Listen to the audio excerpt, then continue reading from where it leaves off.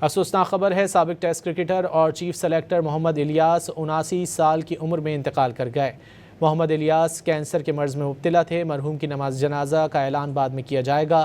محمد الیاس نے 10 test matches میں پاکستان کی نمائندگی کی، جبکہ 82 فرسٹ کلاس میچز میں بھی کھیلے۔ محمد الیاس پاکستان کرکٹ بورڈ میں چیف سلیکٹر بھی رہے۔ وہ قومی سلیکشن کمیٹی کے رکن، جونیئر سلیکشن کمیٹی اور ویمن کرکٹ سلیکشن کمیٹی کے بھی ہیڈ رہے تھے۔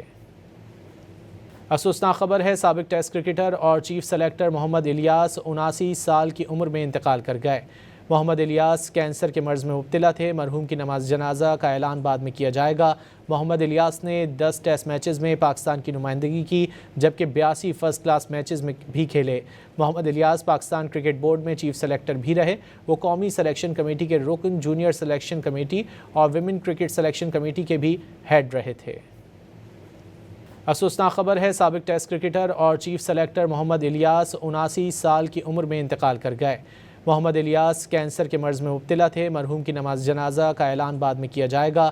محمد الیاس نے 10 ٹیسٹ میچز میں پاکستان کی نمائندگی کی، جبکہ 82 فرسٹ کلاس میچز میں بھی کھیلے۔ محمد الیاس پاکستان کرکٹ بورڈ میں چیف سلیکٹر بھی رہے۔ وہ قومی سلیکشن کمیٹی کے رکن، جونیئر سلیکشن کمیٹی اور ویمن کرکٹ سلیکشن کمیٹی کے بھی ہیڈ رہے تھے۔